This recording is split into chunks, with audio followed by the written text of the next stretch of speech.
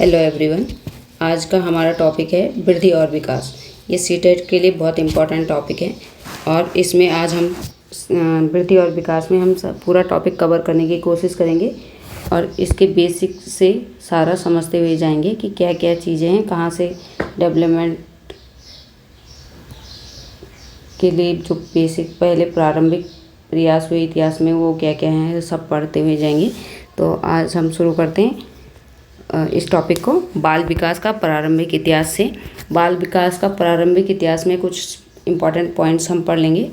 इसमें डिटेल में हम जाएंगे तो फिर तो पूरा ही बाल विकास हो जाएगा, लेकिन हम कुछ कुछ पॉइंट पढ़ लेते हैं।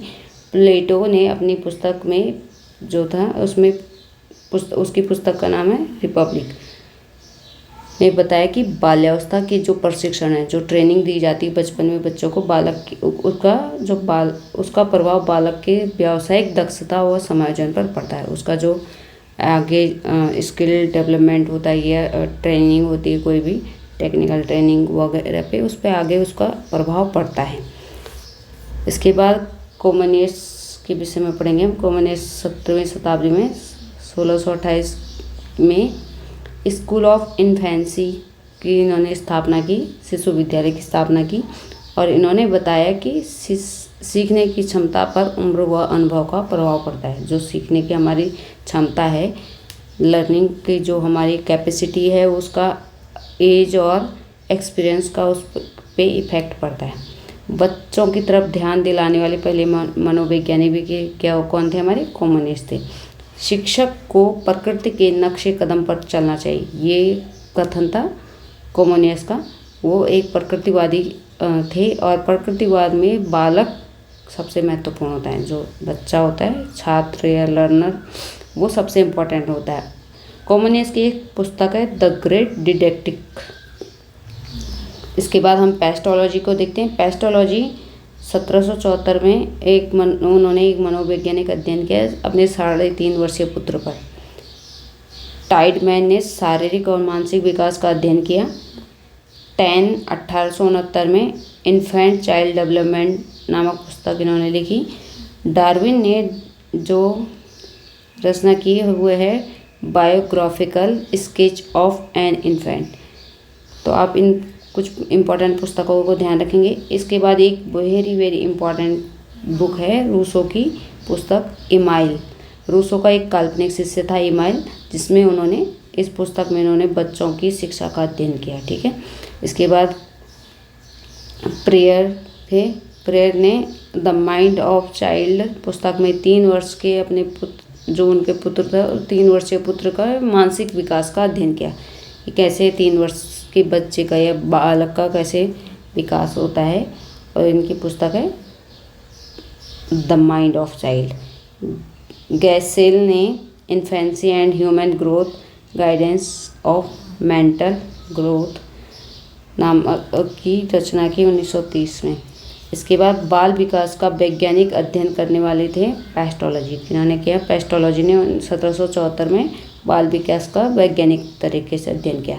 बाल विकास का सर्वप्रथम अध्ययन किया जॉन लॉक ने। बाल अध्ययन आंदोलन की शुरुआत, जो बाल अध्ययन के आंदोलन की शुरुआत हुई थी अमेरिका में के न्यूयॉर्क में हुई थी 1893 ईस्वी में। स्टेन हॉल ने इसकी शुरुआत की थी। एक नोट आप चेक कर लीजिए। बाल विकास का प्रश्नावली विधि द्वारा सर्वप्रथम अध्ययन करने वाले कौन थे? स्टेन हॉल थे। तो बाल विकास हम किसे कहेंगे? बाल विकास होगा जन्म से 18 वर्ष तक। कब से? जन्म से 18 वर्ष तक। मानव विकास होगा वॉम टू टॉम, गर्भ से मृत्यु तक। इसके बाद वृद्धि, हम थोड़ा समझ लेते हैं वृद्धि क्या है, विकास क्या है। तो वृद्धि है शारीरिक परिवर्तन, अर्थात वृद्धि का अर्थ है शरीर आकार और भार में परिवर्तन। शरीर आकार और भार में परिवर्तन को हम क्या कहेंगे? वृद्धि कहेंगे।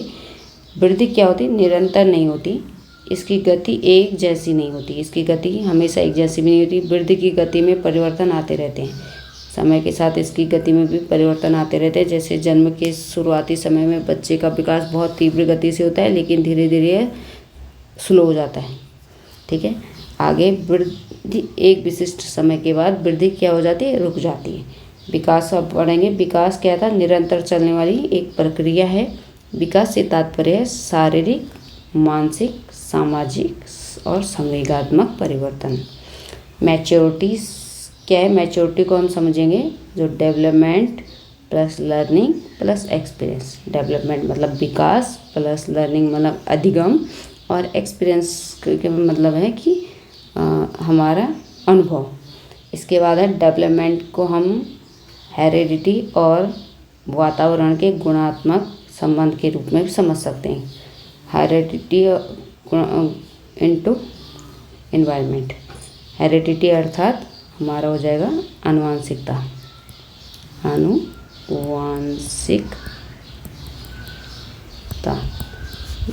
एनवायरनमेंट मतलब हमारा हो जाएगा पर्यावरण, हमारा वातावरण या का भी हमारे डेवलपमेंट पे फर्क पड़ता है। डेवलपमेंट क्या है, हमारी मैच्योरिटी इनटू लर्निंग। लर्निंग और मैच्योरिटी का आपस में गुणात्मक संबंध ही हमारा क्या हो जाएगा,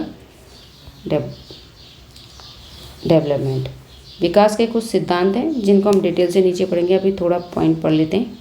कुछ हम क्या क्या हैं, निरंतरता का सिद्धांत, प्रिंसिपल ऑफ कंटिन्यूटी, एक रूपता का सिद्धांत, प्रिंसिपल ऑफ इंटीग्रेशंस, व्यक्तिक भिन्नताओं का सिद्धांत, इंडिविजुअल डिफरेंसेस।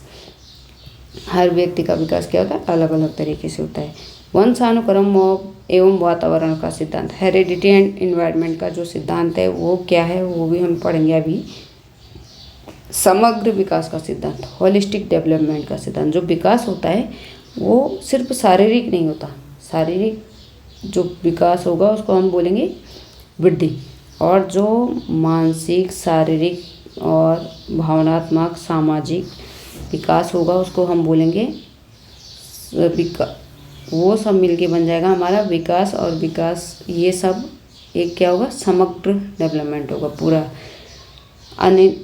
अनिरंतरता का सिद्धांत है, डिसकंटिन्यूटी का सिद्धांत, पूर्वानुमान का सिद्धांत, प्रिडिक्टेबल क्या है, जो हमारा विकास है उसको हम प्रिडिक्ट कर सकते हैं। हम अगर किसी बच्चे का विकास हम देखते कि हाँ किस तरह से डेवलप हो रहा है, कैसे इसका नेचर है, किस तरह की भावनाएं हैं, किस तरह से इसका शारीरिक मानसिक विकास है, भावनात्मक विकास है, उससे हम आगे प्रिडिक्ट कर लेते हैं कि ये आगे जाके ऐसा बनेगा या ऐसा डेवलप्ड होगा। विकास को महसूस किया जा सकता है। देखो विकास जो है ना उसको हम सिर्फ महसूस कर सकते हैं, इसको हम माप नहीं सकते, क्योंकि शारीरिक विकास को हम माप सकते हैं, शरीर की लंबाई बढ़ रही है, उसका भार बढ़ रहा है, लेकिन जो बाकी मानसिक विकास है, भावनात्मक विकास है या सामाजिक विकास है, इसको हम सिर्फ महसूस कर सकते हैं कि हाँ पर्टिकुलर व्यक्ति या कोई भी चीज़ है तो वो किस तरह से कैसा है, किस तरह से दिखता है, कैसा है, कैसा उसका नेचर है, क्या उसका मानसिक और भावनात्मक विकास है, लेकिन हम उसको माप नहीं सकते कि किसका भावनात्मक विकास ज़्यादा है कम है। इस तरह से हम बहुत ज़्यादा अगर दो बहुत क्लोज हैं तो उनको हम नहीं समझा सकते कि हाँ कौन ज़्यादा सही है। इस तरह से development is related to heredity. जो हमारा विकास है वो हमारे आनुवंशिकता से रिलेटेड है। जो development is related to social, emotional, psychological, moral, physical development. Development क्या है, विकास क्या है हमारा, सामाजिक,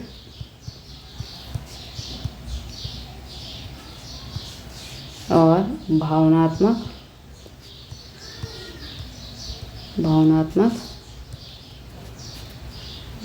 मनोवैज्ञानिक,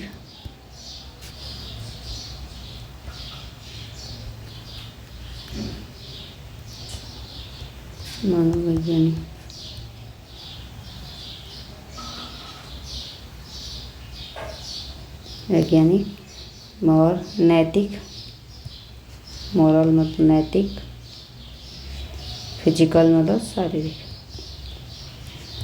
शारीरिक विकास से रिलेटेड है। ये सब चीज़ें इसके अंदर आएंगी। डेवलप विकास का अर्थ हो गया इस तरह से परिपक्वता और एवं परिपक्वता, मैच्योरेशन एवं अनुभव, एक्सपीरियंस, अनुभव को एक्सपीरियंस के फलस्वरूप होने वाले परिवर्तनों की श्रृंखला के।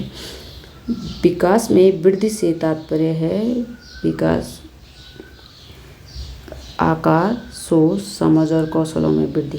शारीरिक विकास का क्षेत्र है स्नायुमंडल, जो हमारा शरीर है पूरा बॉडी स्नायुमंडल, तो वही हमारा क्या है, शारीरिक विकास का क्षेत्र है। एक बच्चे की वृद्धि और विकास के अध्ययन की सर्वाधिक अच्छी विधि कौन सी होगी? विकासीय विधि है, डेवलपमेंटल मेथड। बच्चे के विकास के सिरस्थ सिद्धांत सेप्लाकॉर्डल प्रिंसिपल के अनुसार मानव विकास की दिशा होती सिर से पैर की ओर। पहले सिर का पूरी तरह डेवलपमेंट होगा, उसके बाद हमारे हाथ पैर क्या है, काफ़ी बड़ी एज तक भी इनका डेवलपमेंट होता रहता है, लेकिन सिर का विकास एक जल्दी हो जाता है पूरा। ये हम अभी इसको आगे डिटेल से पढ़ेंगे। वृद्धि एवं विकास के विभिन्न सिद्धांतों का वर्णन। अब हमने जो सिद्धांत पढ़े उनको थोड़ा डिटेल में पढ़ लेते हैं।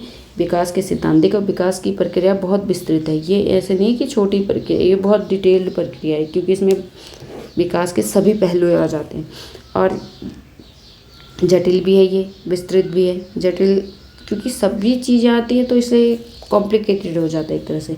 इसकी निरंतरता के कारण इससे कुछ सिद्धांतों का अनुकरण करना पड़ता है। ये कुछ सिद्धांत फॉलो करता है जिनको हम समझते हैं कि कैसे क्या क्या चीज़ें होती रहती। देखिए निरंतरता का सिद्धांत, सबसे पहले निरंतरता का सिद्धांत। विकास क्या है? एक जीवन पर्यंत चलने वाली प्रक्रिया है। डेवलपमेंट क्या हमारा? डेवलपमेंट हमारा जीवन पर्यंत चलता है, जबकि ग्रोथ हमारी क्या है, एक कुछ समय तक होने के पश्चात रुक जाती है। एक रूपता का सिद्धांत, एक रूपता देखने को मिलती है हमको। विकास की प्रक्रिया में एक रूपता दिखाई देती है, जो जैसे कि दूध के दांत पहले टूटते हैं फिर वह दूसरे, अब दूसरे आते ही बाद में दूध के दांत तो पहले, तो इस तरह से जो हमारा वृद्धि होती है उसमें ये एक रूपता देखने को मिलती है। तो देखिए, क्योंकि वृद्धि क्या है? वृद्धि विकास का ही पार्ट है, विकास में सम्मिलित है। विकास का एक पार्ट है। आप समझ सकते हैं कि वृद्धि क्या है? विकास का एक हिस्सा है, इसलिए ये इसका एक छोटा पार्ट हो गया, एक हिस्सा हो गया, ठीक है। तो ये छोटा हिस्सा इसी का पार्ट है, इसलिए ये दोनों एक आपस में इंक्लूडेड है। तो हम क्या है, वृद्धि और विकास दोनों की बात करें कि भाई पहले दूध के दांत टूटेंगे तभी दूसरे टूटेंगे। व्यक्तिक भिन्नताओं का सिद्धांत। व्यक्तिक भिन्नताओं का सिद्धांत क्या है? सभी व्यक्तियों में वृद्धि एवं विकास उसकी अपनी स्वाभाविक गति से होता है। सभी बच्चे ऐसे नहीं एक साथ बराबर बड़े हो रहे हैं, बराबर कुछ सीख रहे हैं। उनके जो वृद्धि और विकास है वो सब में अलग अलग हिसाब से होती है। वंशानुक्रम एवं वातावरण के संयुक्त परिणाम। वृद्धि एवं विकास को वंशानुक्रम एवं वातावरण का संयुक्त परिणाम माना जाता है, क्योंकि वृद्धि और विकास क्या है? वातावरण और वंशानुक्रम या आनुवंशिकता से रिलेट, उसके अनुसार ही आगे डेवलप्ड होता है, इसलिए हम इन दोनों के परिणाम स्वरूप इसमें परिवर्तन पाते हैं। एकीकरण का सिद्धांत, यूनिटरी प्रिंसिपल। बालक पहले संपूर्ण अंग को और फिर अंग के भागों को चलाना सीखता है। आपने देखा होगा कि पहले हम छोटा बच्चा है जो पहले वो हाथ हिलाता रहता है, लेकिन उसकी उंगलियों पे कोई कंट्रोल इस तरह से नहीं होता। धीरे धीरे वो अपनी उंगलियों पे अच्छे से कंट्रोल करना सीखता है। जैसे शुरू में अगर बच्चे ने गलती से कुछ चीज़ पकड़ ली तो खोलना नहीं आता उसको, वो पकड़े ही रहेगा या हाथ चला रहा है। तो इस तरह से उसका क्या होता है, पहले वो पूरे बॉडी पार्ट्स को चलाना सीखता है और फिर उसके अंगों को, उसके हिस्सों को चलाना सीखता है। तो हम समझ सकते हैं कि ये हम इसको व्यवहारिक रूप में भी देखते हैं, इसलिए हम इसको इजीली समझ सकते हैं। दूसरा है परस्पर संबंध का सिद्धांत। देखिए शारीरिक, मानसिक, सामाजिक एवं संवेगात्मक विकास परस्पर संबंधित होते हैं। ये क्या होते हैं? आपस में परस्पर संबंधित होते हैं, इनका आपस में संबंध होता है। किसी का शारीरिक विकास सही से नहीं हुआ तो उसका मानसिक विकास भी अवरुद्ध हो जाएगा, सामाजिक विकास भी उससे रुक जाएगा और संवेगात्मक विकास भी रुक जाएगा। इसलिए सभी का साथ साथ में चलना और ठीक सब इक्वली चलना बहुत ज़रूरी है। ऐसा नहीं कि हम किसी के शारीरिक विकास अच्छा नहीं है तो हम उसका मानसिक विकास बहुत अच्छे से कर दें या सामाजिक विकास, क्योंकि उसके शारीरिक या मानसिक किसी भी विकास में अवरोध आ जाने से उसके अन्य विकासों में भी अवरोध पैदा हो जाता है। विकास की भविष्यवाणी की जा सकती है। हमने ये अभी पढ़ा कि विकास क्या है, हम देख के समझ सकते हैं और उसकी भविष्यवाणी कर सकते हैं। परिपक्वता एवं अधिगम का सिद्धांत क्या है? वृद्धि और विकास की प्रक्रिया में परिपक्वता, मैच्योरिटी और लर्निंग का जो है बहुत महत्वपूर्ण भूमिका होती है। विकास की दिशा का सिद्धांत। अब विकास किस दिशा में होता है, कैसे होता है, इसको समझ लेते हैं एक बार। ठीक है, तो सबसे पहले सिर से पाँव की ओर सेफलोकॉर्डल सीक्वेंस। इसमें सिर से पुच्छीय दिशा में, शिरः पुच्छीय दिशा या मस्तकाधोमुखी, इसको कहते हैं सिर से पैरों की ओर अनुक्रम, सेफलोकॉर्डल सीक्वेंस का अनुसरण किया जाता है। विकास सिर से प्रारंभ होकर उसके बाद क्या होता है, धड़ और बाद में नीचे की ओर बढ़ने लगता है। पहले यहाँ सिर से, यहाँ सबसे पहले डेवलप हो जाएगा हमारा ये सिर का क्षेत्र, इसके बाद नीचे की तरफ बढ़ता रहेगा। और ये चीज़ें हमारे जैसे पैर हैं, आपने देखा होगा बहुत लंबाई बढ़ती तो हमारे पैर ज़्यादा लंबे होते जाते हैं, जितनी लंबाई बढ़ती जाती ऐसे ही हमारे हाथ, लेकिन हमारा सर नहीं इतना बढ़ता, फिर इसकी जो ग्रोथ है वो रुक जाती है। ठीक है, तो इसलिए इस पिक्चर में आप थोड़ा समझ सकते हैं, इसलिए मैंने ये इसमें लगाई है। इसके बाद क्या है, सिर का विकास पहले हाथ पैर का अंत में होता है। शरीर का विकास मैंने बताया कि पहले क्या हो जाता है, हमारे सिर का विकास हो जाता है और फिर उसके बाद हमारे हाथ और पैरों का विकास होता रहता है। ठीक है, तो ये है हमारा सेफलोकॉर्डल,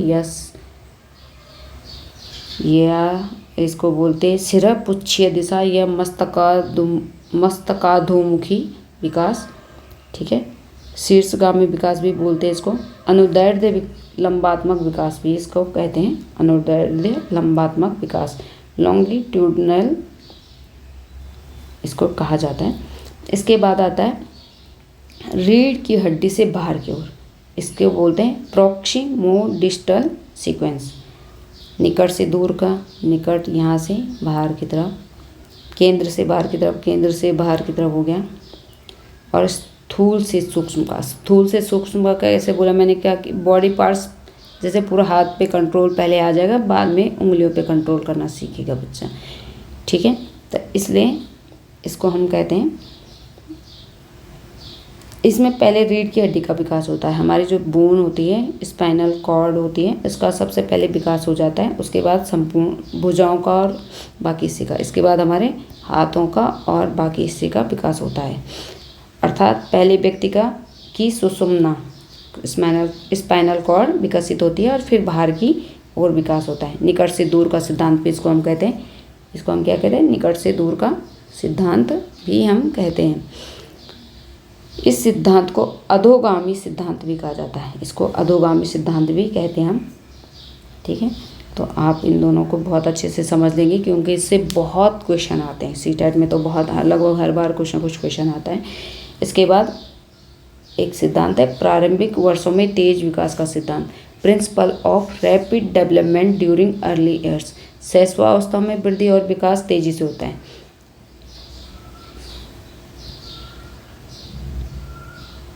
ठीक है, वृद्धि और विकास क्या होता है हमारा, तेजी से होता रहता है शैशवावस्था में। और जीवन के प्रारंभिक वर्षों में शारीरिक, बौद्धिक, संवेगात्मक, सामाजिक विकास बहुत तेज गति से होता है। इसका अर्थ है यह है कि अन्य अवस्थाओं की अपेक्षा कुछ विशेष अवस्थाओं में विकास अधिक तेजी से होता है। आपने देखा होगा छोटा बच्चा बहुत जल्दी शारीरिक विकास करता है, बहुत जल्दी वो रोज़ कुछ नया सीख लेते हैं। इतनी जल्दी धीरे धीरे जब उम्र बढ़ती है तो लोग नहीं सीख पाते। तो इस तरह से वो संवेगात्मक भी बहुत जल्दी विकास होता है, उसकी भावनात्मक विकास बहुत जल्दी होता रहता है। तो इस तरह से हम जानते हैं कि विकास क्या है, कुछ विशेष अवस्थाओं में अधिक तेज़ी से होता है। ठीक है, सॉरी। उसके बाद है जर्नल टू स्पेसिफिक, सामान्य से विशिष्ट क्रियाओं का सिद्धांत। सामान्य से विशिष्ट क्रिया मैंने बताया कि सामान्य जैसे कि हाथ हिला पाना या कोई भी अन्य काम, लेकिन जब विशिष्ट काम करना है, हमें पेंसिल पकड़ के लिखना है या चलना है, बच्चा पैर हिला रहा है, पैर मार रहा है, लेकिन वो खड़ा नहीं हो सकता, उसको चलने के लिए सीखना पड़ेगा। तो तो इसलिए इस तरह से पहले हाथों का विकास हो जाएगा, लेकिन उंगलियों पे कंट्रोल बाद में सीखेगा। इसी तरह से पैर चलाना सीख रहा है लेकिन चलना नहीं सीखा है। ओके, सतत विकास और निरंतर विकास का सिद्धांत, प्रिंसिपल ऑफ कंटिन्यूअस डेवलपमेंट। विकास निरंतर जारी रहता है। वृद्धि और विकास की गति की दर में भिन्नता का सिद्धांत। वृद्धि और विकास क्या होता है, इनकी गति में भिन्नता की दर क्या है। विकास समान गति से निरंतर चलता रहता है। वृद्धि प्रारंभिक वर्षों में तीव्र होती है लेकिन बाद में धीमे पड़ जाती है। ठीक है, तो हम कई बार पढ़ चुके इस पॉइंट को। सामान्य से विशिष्ट की ओर विकास का सिद्धांत, पहले हम जनरल चीज़ें करते हैं फिर स्पेसिफिक। मूर्त से अमूर्त। मूर्त से अमूर्त कैसे, जैसे पहले हमें कुछ चीज़ें दिख रही है, जैसे कि फिजिकल डेवलपमेंट हमें दिख रहा है। ठीक है, किसी बच्चे का फिजिकल डेवलपमेंट दिख रहा है कि रोज़ रोज़ बड़ा हो रहा है या कोई भी चीज़, लेकिन धीरे धीरे उसमें अमूर्त चीज़ें इंक्लूड होने लगती है, जैसे कि उसका मानसिक विकास हो रहा है, भावनात्मक विकास हो रहा है। तो हम उसको इस तरह से नहीं समझा पा सकते कि मूर्त नहीं हो, अमूर्त पॉइंट है। तो इसलिए उसको हम पहले उसका शारीरिक विकास होता है, फिर मूर्त ये हुआ मूर्त, और उसके बाद अमूर्त विकास होता रहता है। विकास को प्रभावित करने वाले कारक। पहला कारक है वातावरण। जो हमारा वातावरण है वो विकास को बहुत ज़्यादा प्रभावित करता है। हमारा घर, परिवार, विद्यालय, समाज का वातावरण बालक के विकास को प्रभावित करता है। देखिए, विकास जो घर में है, घर कैसा है, हमारा घर का माहौल कैसा है, घर लोग कैसे, परिवार कैसा है, हमारे परिवार के लोगों का आपस में संबंध कैसा है, विद्यालय कैसा है, विद्यालय में शिक्षा और शिक्षकों का व्यवहार कैसा है, विद्यालय में विद्यार्थी और पीयर ग्रुप कैसा है, समाज हमारे जो आस पड़ोस हैं वो कैसे लोग हैं, किस तरह का उनका बोल चाल है, व्यवहार है, संस्कार है, और इन सब चीज़ों का बालक के जीवन पे और विकास पे बहुत बड़ा प्रभाव पड़ता है। इसके बाद दूसरा है स्नेह और प्रेम।